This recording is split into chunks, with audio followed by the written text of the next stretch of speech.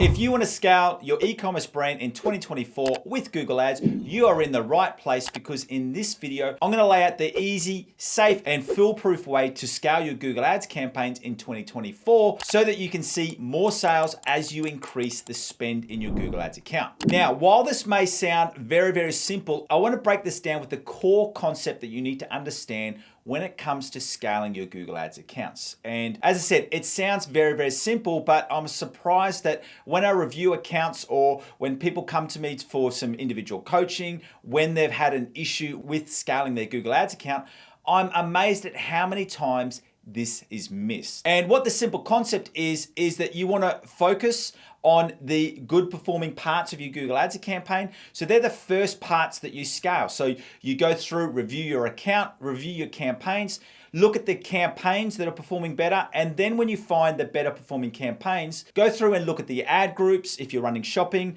or look at the asset groups if you're running Performance Max, and then look to see which ones are performing better and really look to focus the budget on those areas of the campaign. So what you're looking at doing is you're looking at increasing that budget in the areas that are performing best. Now, when you do that, you do need to make sure that you're scaling in the right way and not doubling your budget overnight. You want to be doing it in 20% increments. So it does take time to get where you need to go. And that's the way that you keep your scaling safe, where you increase the budget by 20%, wait 5 to 7 days. When you're happy with the results, you then add in another budget increase. And basically the process goes, generally, I find that you can increase the budgets for 2 or 3 weeks. Then you need to wait a week or two, let everything catch up, and then you start increasing the budgets again. And then the second part of it is that you want to limit the spending on the underperforming parts of your campaign until you get your optimizations and your split testing done right.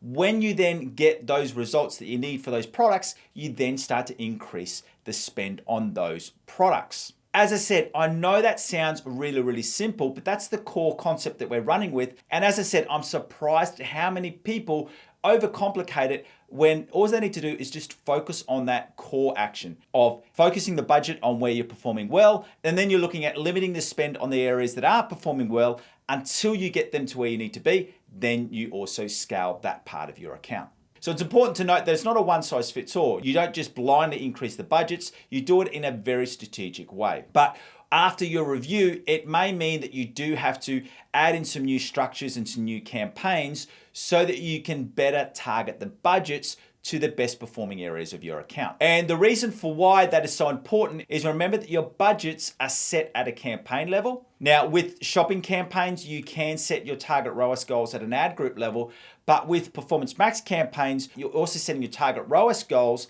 at that campaign level. So one of the core actions to do this is that you do introduce new campaigns so that you can have a better control of your budgets and also your bidding strategies. So what we want to do is we want to do this on 2 levels. So the 2 core actions are, firstly, you want to go into your campaigns and you want to review the ad spend at the asset group and ad group level. And then what you're looking at doing there is you're looking at firstly going, are there any splits we can make in this campaign? So what you'd be looking at doing is if you've got, say, for example, 4 different asset groups, you might have 2 asset groups that are taking the majority of the spend, and they might have a healthy ROAS of maybe, somewhere about 650 or 700%. But then you might have another 2 asset groups which only have sort of 20% of the spend, but they may have a ROAS of 800 or 900%. So what you've got there is you've got products that have a lower spend but a higher conversion value. And what makes sense there is to keep the current highest spending products in the current campaign, because that's where you've got the most data, and then start a new campaign with those underspending asset groups to see if we increase the budget, do they still hold at that higher ROAS? And what I've also seen time and time again is that once that split has happened, you end up also seeing a bump in your ROAS on those higher spending products because they've now got more budget to spend and they're able to then target extra conversions. And then what you want to do from there is once you've done it at a campaign and an asset group level, you're then doing it at a product level. And once again, what you're looking at 2 things there. You're looking at are there any products that are taking the majority of the budget but don't have any conversions? So if that is the case, you can remove them. Or the other part of it is, do you have any products that have a really low spend and high conversions, or sometimes even no spend? And what you're going to hear more and more throughout 2024 as it tumbles down from internal Google communication is you're going to be hearing this term called zombie products. And what that essentially means is that as more and more automated bidding strategies is getting rolled out on Google Ads, even shopping campaigns will start to target the better performing products. And what that can mean is that after a while, you get the situation where Google basically just forgets about some of the products. And this happens especially if you've got a really large inventory of different product SKUs. So in that case, what does work is that you break out those underspending products into their own campaign with their own budget to see if they can get some good results. Now, I know that that is a lot of information. So what I want to do right now is I want to take you into a screen share to show you some different examples of when you would make the decision to break it out into different campaigns. But also what I want to do right now is, because remember how I said the other thing that you do need to do is that for those underperforming products, you need to go through an optimization process to improve the performance so that you can then increase their budget. And to help you with that, I want to give you access to my Google Ads e-commerce optimization checklist. And this is a checklist that I put together that shows you all of the different optimizations that you need to complete on your Performance Max and your shopping campaigns.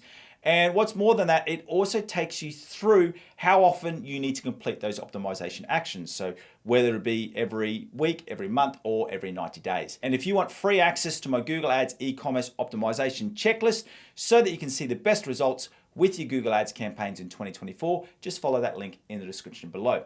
But right now, let's jump into that screen share. Alrighty, so firstly, what I'm going to show you here is we're looking at a campaign, and we did this earlier in the year, and we had these two main asset groups running. The one was for product group A and the second one was for product group B. And you can see this product group B over a 3-month period, it spent far less. So this product group A was spending over 23,000. This second group only spent 1,600. But I want you to go through and have a look at the conversion value cost. This one was 545 and this one was 2.53. So what we did from there is we broke it out into different campaigns. So we then had 2 different campaigns with this one had the product A and the product B. And what I want to show you what happened from there is that when we broke this out, the new campaign that we set out that was performing at a 5.4 rise actually went up to 7.68. And then this one, which was performing at around about, I think it was 2.5, 3, went up to 5.71. So you can see it had a benefit on both of those product groups. So what we did was we saw that Google was highly spending on one group of products. So what we did is that we broke it out into different campaigns so that we could then add in some extra optimizations and target bidding strategies and also extra budget, and you can see that it actually improved the performance of the whole account. So in this period, it went to a ROAS of above 6, whereas at that first quarter, it was only at 3.29. So we nearly doubled the ROAS just by making that structural move. So that's the first way of going about it, is looking at finding the different areas where it is converting, but Google is not spending, and breaking it out into different campaigns. And then the second part of this is to then go repeat that process, but on an individual product. So what we're going to be looking at in through here is that I've just brought you straight into the listing groups for the products. And what you want to be doing in here is you want to be looking at 2 things. You want to be filtering this down by cost, and you want to be making sure where you're spending the money is also where you're getting the results. So you can see through here, our top 5 or 6 spending products is also where we are getting some really good results in it. And I'll just pull out a different date range because we've already gone through and done this throughout the year. That's why all of our top performing products are also the top spending. But you can see some ones in through here where we've gone through and removed them or excluded them from the group. And the reason for it is because they'll continue to spend but with no results. So you can see all of these ones were above 3s, 7s, 4s, and then this one was below 1. So that's why we excluded it. So that's the first thing you want to be doing, is you want to be excluding any products that Google continues to spend but it's not getting any conversions. The only thing I would say there is that you want to be making sure that you're looking at longer terms of data. So don't just do this over 7 days. Look at 90 days, 60 days, and 30 days before you make that decision. And then the other thing that you want to be doing is that you want to be going down and just scrolling down the list and looking at this conversion value cost and looking at, are there any products that are converting but have a low spend. And then what you can do from there is either look to firstly break them out into their own ad group or asset group, or from there break them out into their own campaign to see what happens to these conversion value costs, so these ROAS scores, when they get more budget spent behind them. Because, you know, obviously this looks really positive, but we're only looking at sort of £30 of spend. So not enough data there, but what you can look at doing is grouping these products together where they're all got a ROAS of over 10 and looking at seeing what happens if you were to put more budget behind these products. Would they see better results than what you're seeing across the total campaign? So that's the easy process that you can use to safely scale your e-commerce brand in 2024 with Google Ads. Once again, thank you for joining me. My name is Aaron Young from Define Digital Academy, and I'm your 15,000 hour Google Ads master. And remember, if you want to be optimizing your Performance Max and shopping campaigns in the right way in 2024, make sure you follow that link in the description below so you can get free access to my optimization checklist for your e-commerce brand in Google Ads. And once you've got that checklist, you can then go through to this video right here, which is going to show you how to optimize your shopping campaigns.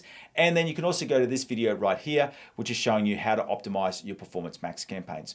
Once again, thanks for joining me. See you next time.